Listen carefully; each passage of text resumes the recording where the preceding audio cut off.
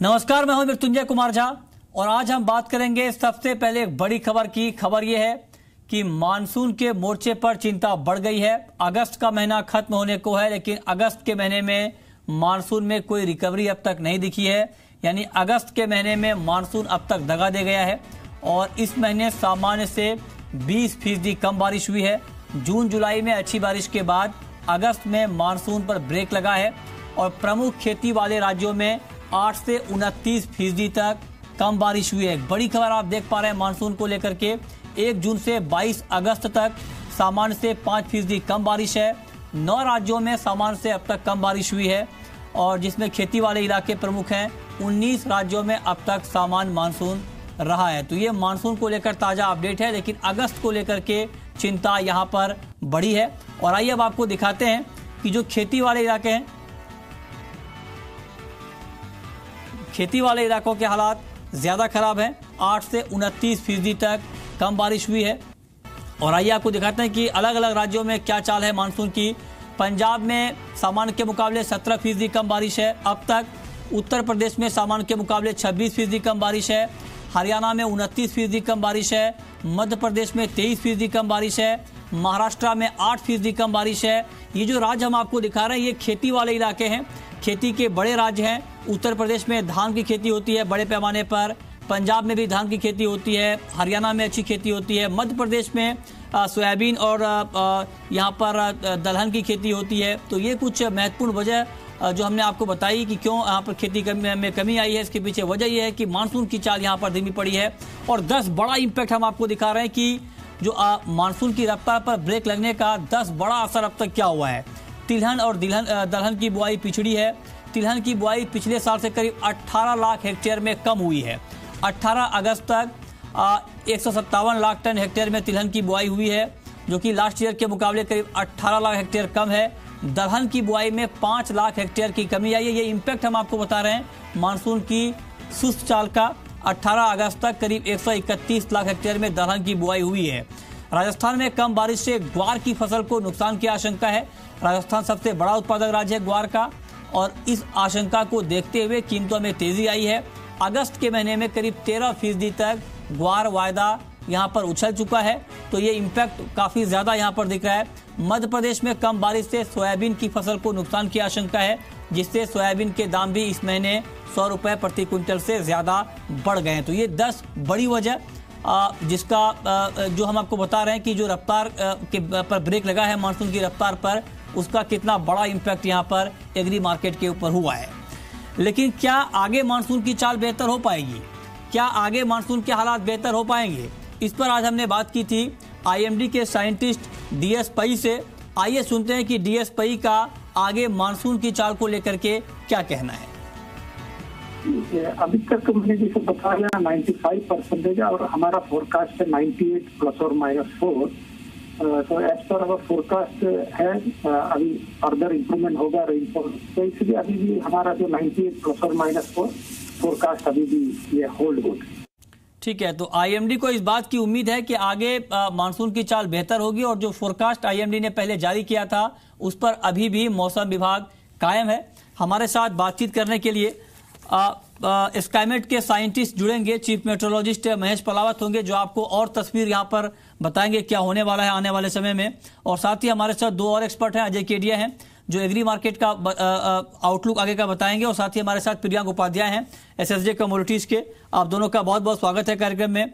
अजय, मेरा पहला सवाल आपसे ये होगा कि अगस्त के महीने में जिस तरह से मानसून की चाल रही है, इसको लेकर कहीं ना कहीं अब चिंता बढ़ रही है और अब कहीं ना कहीं ओवरऑल डेफिसिट भी मानसून को लेकर बढ़ गया है। सामान्य के मुकाबले 5% कम बारिश है। क्या एग्री मार्केट के ऊपर आप इसका और इम्पैक्ट देख पा रहे हैं? Good evening Mrityunjay. डेफिनेटली हमने ऑलरेडी लास्ट 15-20 दिन में काफी अच्छा इंपैक्ट आते देखा। खास करके देखा जाए तो राजस्थान बेल्ट से जब से ये अपडेट आई हमने गवार में काफी अच्छी तेजी देखी है, जो 3300 से लेकर आज 4100 का लेवल क्रॉस करी। वहीं सोयाबीन में नो डाउट हमने एरिया में थोड़ा ड्रॉप जरूर देखा है, बट यील्ड पिछले साल जो थी वो काफी अच्छी थी। अगर ये प्रॉपर नहीं थी तो मुझे लगता है सोयाबीन भी नेक्स्ट काउंटर रहेगा जिसको हम पॉजिटिवली इंपैक्ट देखेंगे। वहीं चने के प्राइजेस में भी हमने देखा कि वापस रीलॉन्च होने के बाद हमने वापस नए हाई की तरफ जाते हुए देखा है। तो ओवरऑल इंपैक्ट अभी भी एग्री आइटम पे आने चालू हो चुके हैं और मुझे लगता है आने वाले दिनों में और देख सकते हैं। ठीक है, हमारे साथ महेश पलावत हैं फोन लाइन पर, स्काईमेट के चीफ मेट्रोलॉजिस्ट। मिस्टर पलावत, स्वागत है आपका जी बिजनेस पर। आप लोगों का ताजा अनुमान क्या है, क्योंकि अगस्त के महीने में मानसून की चाल काफी धीमी दिख रही है और इसका इम्पैक्ट क्रॉप के ऊपर भी दिखना शुरू हो गया है। दलहन और तिलहन की बुआई पिछड़ गई है, आगे क्या उम्मीद कर रहे हैं आप? देखिए मृत्युंजय जी, अभी जो आज जो डेटा आया है उसके हिसाब से अभी 94% मानसून चल रहा है ऑल इंडिया को देख करके, यानी 6% की डेफिसिट है। और अभी आज जैसे नॉर्थ वेस्ट इंडिया में बारिश हो रही थी, कल भी हुई है, तो अगले 2 दिनों तक यूपी और बिहार में थोड़ी बारिश होती रहेगी, लेकिन उसके बाद फिर एक लो प्रेशर एरिया बन सकता है छत्तीसगढ़ और विदर्भ में, जो पहले की तरह सेंट्रल पार्ट्स में ही बारिश देगा। उस समय छत्तीसगढ़, विदर्भ, एमपी और राजस्थान, साउथ राजस्थान और गुजरात अगले 4-5 दिनों में फिर इन्हीं इलाकों में बारिश होगी और नॉर्थ वेस्ट इंडिया में फिर से बारिश कम हो जाएगी और साउथ पेनिनसुला में भी बारिश कम ही रहेगी। तो जो आगे का अनुमान है अगस्त के महीने में वो बहुत ज्यादा एनकरेजिंग नहीं है, लेकिन सेंट्रल इंडिया में बारिश होती रहेगी। तो ये हो सकता है कि 1% और बढ़ जाए, जो अभी 94% है वो 95 तक आ जाए, लेकिन बहुत ज्यादा तेजी वाली उम्मीद अभी दिखाई नहीं दे रही है। ठीक है, लेकिन मेरा आपसे स्पेसिफिक सवाल ये होगा मिस्टर पलावत कि जो खेती वाले इलाके हैं, जो प्रमुख खेती वाले राज्य हैं, जैसा कि अभी हम दिखा भी रहे हैं अपने दर्शकों को कि खेती वाले कौन कौन से ऐसे राज्य हैं जहां पर बारिश की कमी काफी ज्यादा है और उसको लेकर चिंता है। उत्तर प्रदेश, पंजाब, महाराष्ट्र, ये ऐसे राज्य हैं जहां पर कम बारिश हुई है अब तक सामान्य के मुकाबले। इन राज्यों के हालात अब आगे आप कैसा देख रहे हैं? देखिए, जैसे अभी विदर्भ में -28 है, मराठवाड़ा में -11 है, लेकिन मध्य महाराष्ट्र ठीक है। तो अभी आगे मध्य महाराष्ट्र में तो बारिश ज्यादा नहीं रहेगी, लेकिन विदर्भ मराठवाड़ा में अगले 2-3 दिनों में फिर से बारिश आ सकती है और यूपी में भी 2 दिनों तक बारिश रहेगी, लेकिन इतनी ज्यादा बारिश नहीं होगी जिससे कि जो भरपाई हो पाए। तो हम कह सकते हैं कि यूपी में, हरियाणा और पंजाब, इन इलाकों में बारिश कम ही रहेगी। खासकर जो वेस्ट यूपी है अभी 36% डेफिसिट चल रहा है, तो उसमें बहुत ज्यादा उम्मीदें नहीं है। केवल सेंट्रल इंडिया में ही बारिश अच्छी रहेगी। इसमें छत्तीसगढ़, एमपी, साउथ राजस्थान और गुजरात में। तो पंजाब, हरियाणा, यूपी और बिहार, इन इलाकों में अभी आगे भी बहुत अच्छी बारिश देखने को नहीं मिलेगी। तो यहाँ जो दिक्कतों का सामना चल रहा है वो चलता रहेगा। और वेस्ट राजस्थान में भी बहुत अच्छी बारिश नहीं है, लाइट रेन ही होती रहेगी। तो इन सारे इलाकों में, खासकर नॉर्थ वेस्ट इंडिया जो है वो मानसून की कमी को झेलता रहेगा आगे। ओके, ठीक है, आप बने रहिए सर हमारे साथ। अजय केडिया, आपने सुना स्कैमेट के साइंटिस्ट को जो कह रहे हैं कि किस तरह से मानसून की चाल आगे रहने वाली है। ऐसे में एग्री मार्केट के ऊपर अगर रणनीति बनानी हो, क्योंकि हम लगातार ये बता भी रहे हैं कि कितना बड़ा इंपैक्ट हुआ है मार्केट के ऊपर, तो ग्वार के दाम बढ़े हैं, सोयाबीन के दाम बढ़े हैं, इन काउंटर के ऊपर अब किस तरह की रणनीति बनाना बेहतर रहेगा? देखिए, मुझे अगर एग्री की बात करें तो फंडामेंटल्स काफी ज्यादा important as compare to technical. खासकर गवार की बात करें तो मैं जैसे पहले भी कहा था कि काफी बुलिश हूं। अभी भी मुझे लगता है गवार में अभी भी दमखम है, जो ऊपर में 4800 से 5000 का लेवल दिखा सकता है अगर मानसून जिस ढंग से अभी हम लोग देख रहे हैं वैसा ही चला तो। वहीं अगर सोयाबीन की बात करें, पिछले साल नो डाउट प्रोडक्शन काफी अच्छे थे, बट अभी फैक्टर्स काफी सपोर्टिव है, इसमें भी तेजी देखते। खास करके देखना होगा गुजरात और राजस्थान एरिया, क्योंकि यहाँ पे हमने देखा है कि अभी कुछ बुआई जैसे स्पाइसेस में, जीरे में है, ये यहाँ पे अगर थोड़ा भी डिले होता है और खास करके चने की भी बात करें, अगर यहाँ पे डिले होता है डेफिनेटली आउटकम थोड़ा डिले होगा। वहां पे दोनों काउंटर मुझे लगता है काफी बुलिश रहेंगे। ओके, तो आप कह रहे हैं कि दोनों काउंटर बुलिश रहेंगे। मेरा आखिरी सवाल आपसे ये होगा मिस्टर पलावत कि सितंबर का महीना आखिरी महीना होगा मानसून सीजन का, क्या सितंबर के महीने में कोई शार्प रिकवरी की उम्मीद बन रही है मानसून को लेकर? जैसे सितंबर का जो अभी लॉन्ग पीरियड एवरेज जो दिखा रहे हैं, मॉडल दिखा रहे हैं, उसमें यह है कि सितंबर नॉर्मल के आसपास रहेगा। जैसे अभी अगस्त -20 पे चल रहा है, तो अगस्त की बारिश थोड़ी अच्छी रहेगी, लेकिन क्योंकि अगस्त का जो नॉर्मल रेनफॉल है वो भी काफी कम होता है, सॉरी सितंबर का जो 17 सेंटीमीटर के आसपास होता है, और 1 सितंबर से नॉर्मली विड्रॉल शुरू हो जाता है। तो उम्मीद है कि टाइमली विड्रॉल हो जाएगा। और फिर भी ये कह सकते हैं कि जो नॉर्थ इंडिया है उसमें बहुत ज्यादा उम्मीदें नहीं दिखाई दे रही, केवल सेंट्रल इंडिया और साउथ पेनिनसुला में रेन बढ़ सकती है सितंबर के महीने में। ठीक है, चलिए, बहुत बहुत शुक्रिया मिस्टर पलावत आपका हमसे जुड़ने के लिए और मानसून के ऊपर अपनी राय रखने के लिए। तो मानसून को लेकर ताज़ा अपडेट हमने आपको बताया, इस पर आप नज़र रखिए क्योंकि इसका सीधा इम्पैक्ट आपको एग्रीकल्चर कमोडिटी की कीमतों पर देखने को मिलेगा। लेकिन आगे बढ़ेंगे और अब हम आपको बताने जा रहे हैं कि अगले 6 घंटे के दौरान आपको कमोडिटी मार्केट में कहां पर मुनाफा मिलने वाला है। इसको लेकर के आप सवाल पूछिए और जानिए कि आप बाजार में किस तरह का ट्रेड कर सकते हैं। हमारा टोल फ्री नंबर है 1800-180-3545।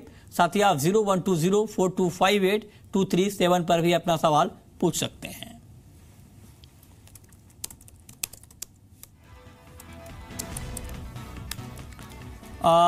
मेरा आपसे सवाल ये होगा प्रियांक उपाध्याय अब कि बुलियन का मार्केट काफी दायरे में सिमटता हुआ दिख रहा है। क्या दायरे के इस बाजार में इंट्राडे के ट्रेड के लिए आपको लगता है कि कुछ ट्रेडिंग की अपॉर्चुनिटी बन रही है?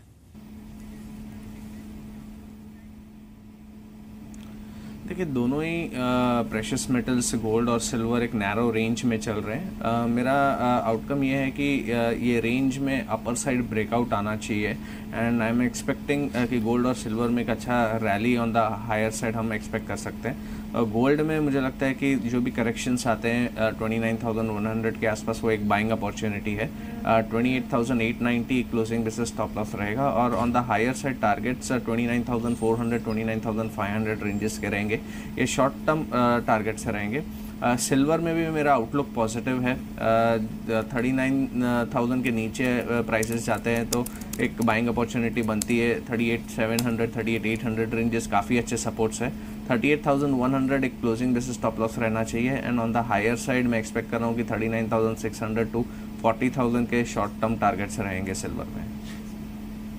ठीक है, हमारे साथ अब कॉलर जुड़े हैं। हमारे साथ सन्नी हैं फरीदाबाद से। पूछिए सन्नी जी, पूछें।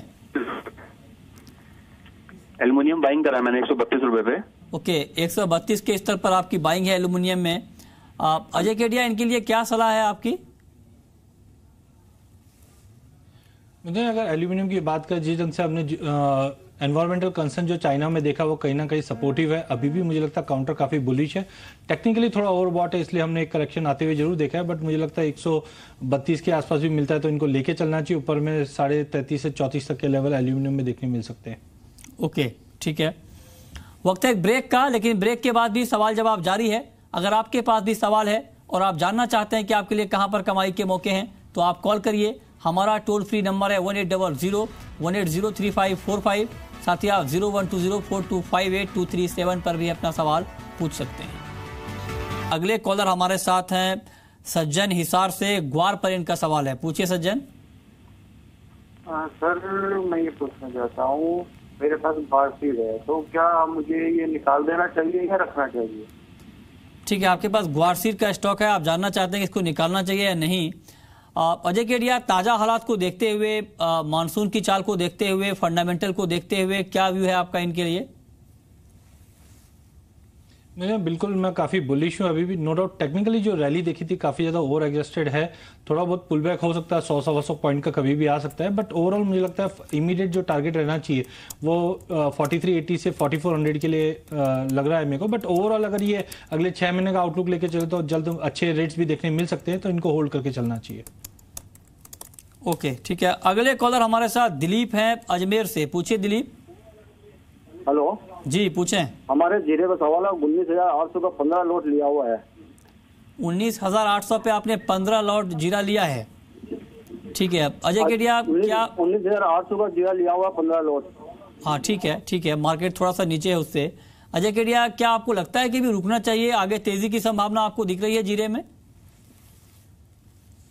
देखिए, मल्टीपल ऑफ टाइम हमने जीरे में देखा कि 20 के ऊपर प्राइजेस सस्टेन नहीं कर पा रहा है, बट टाइमिंग मुझे लगता है कि फंडामेंटल धीरे धीरे काफी पॉजिटिव हो चुके हैं। जिस ढंग से हमने साउथ राजस्थान और नॉर्थ गुजरात में जो फ्लडिंग सिचुएशन दिखी, कहीं ना कहीं ये क्रॉप को इस बार डिले कर सकती है। तो ओवरऑल मुझे लगता है इंटरनेशनल एक्सपोर्ट डिमांड भी अच्छी बनी हुई रहेगी।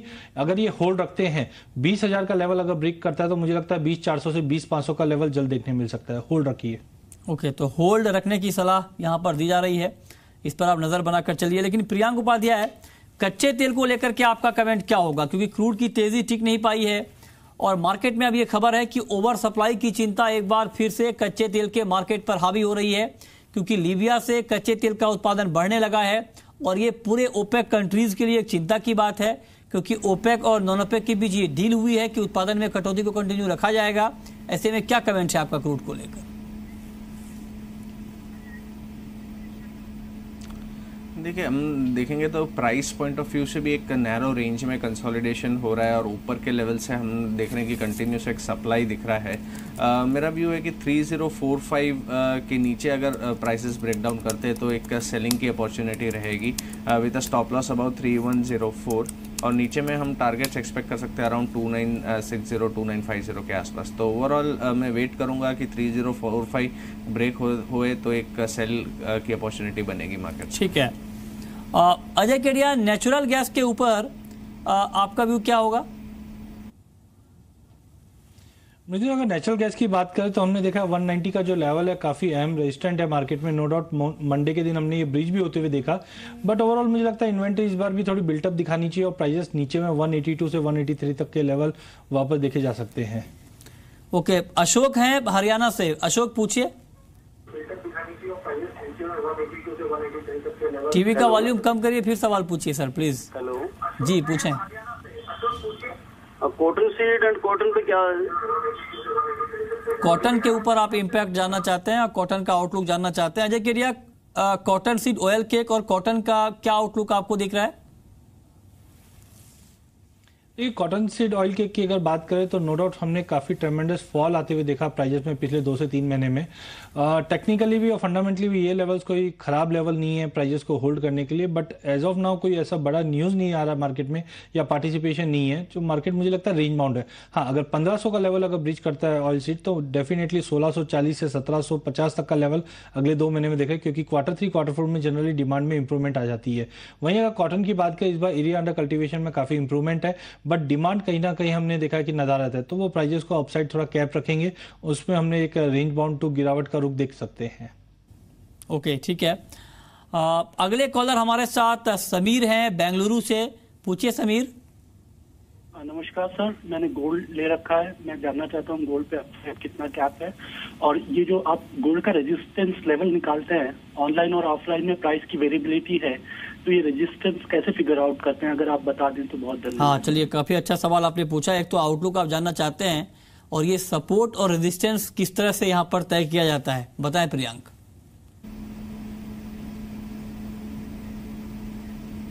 देखिए, गोल्ड का आउटलुक मेरे हिसाब से एक पॉजिटिव बनता है। आपका जो गोल्ड लिया हुआ है मेरे हिसाब से 29,400-450 के आसपास एक बार प्रॉफिट बुक कर सकते हैं। नीचे में स्टॉप लॉस मेंटेन करना चाहिए 28,890 ऑन अ क्लोजिंग बेसिस।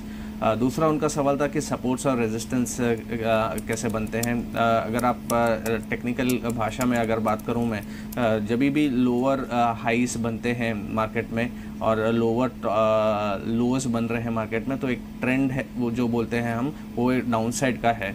और जब भी लोअर हाइस बन रहे हैं मार्केट में और जब भी मार्केट उसके ऊपर चलता है तो वो एक रेजिस्टेंस ब्रेक करता है, और जब भी लोअर लोअर्स बन रहे हैं वो एक नीचे के लेवल्स के एक सपोर्ट रेंज रहती है। तो जो हाइस और लोअर्स बनते हैं वो एक पैटर्न फॉर्म करते हैं जिसे हम सपोर्ट्स और रेजिस्टेंस कहते हैं। ठीक है, अगले कॉलर हमारे साथ शिवम हैं ग्वालियर से। पूछिए शिवम। हाँ जी सर, ये पूछा था मैंने सर 12 से 10 पे 5 लॉट मेंथोल सर प्लस किए हैं। ओके, 12 से 10 के स्तर पर आपने 5 लॉट मेंथा ऑयल प्लस किया है। अजय, कैसा ट्रेड है इनका, क्या करना चाहिए इनको अभी?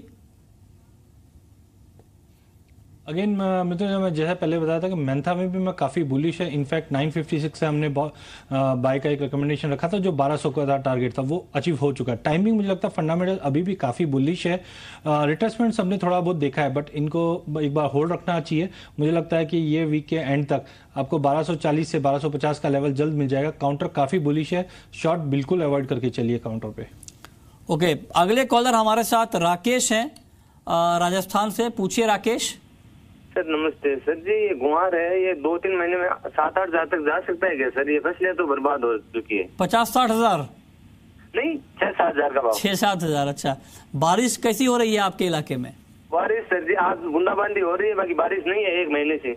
अच्छा, तो 1 महीने से बारिश नहीं है। क्या 1 से 1.5 महीने का क्या आउटलुक है आपका अजय केडिया ग्वार को लेकर?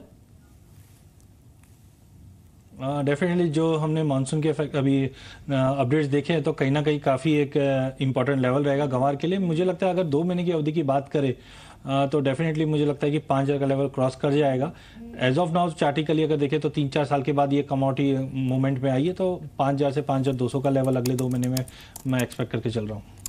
ओके, ठीक है, तो इस पर आप नज़र रखिए। प्रियांक उपाध्याय, हमने बात की बुलियन की, गोल्ड और सिल्वर की, लेकिन चूंकि आगे अब फेस्टिव सीजन शुरू होने वाला है तो दिवाली तक के लिहाज से अगर गोल्ड को देखें, जो लोग गोल्ड खरीदना चाहते हैं फिजिकल मार्केट में भी, उनके लिए क्या व्यू है? क्या अभी खरीद लेना चाहिए या फिर आपको लगता है कि वेट करना चाहिए, आगे दाम कुछ और कम होंगे गोल्ड के?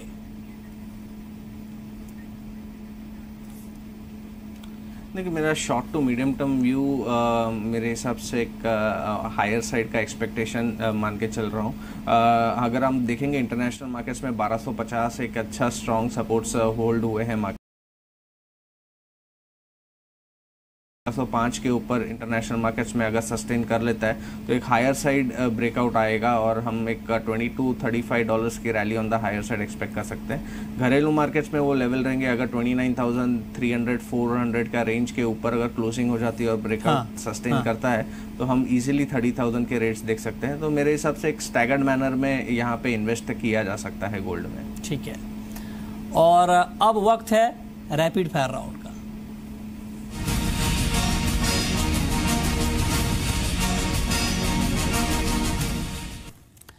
अजय केडिया, आपकी पहली रैपिड फायर कॉल क्या है? मुझे लगता है बुलियन में करेक्शन मोड है, जिस ढंग से $1,300 का रिजेक्शंस है काउंटर पे। मुझे लगता है करंट भाव से M6 पे गोल्ड बेच के चलिए, नीचे में 29,000 से 28,900 तक का लेवल देखने मिल सकता है। ओके, आपकी कॉल प्रियांक उपाध्याय इंट्राडे के लिए।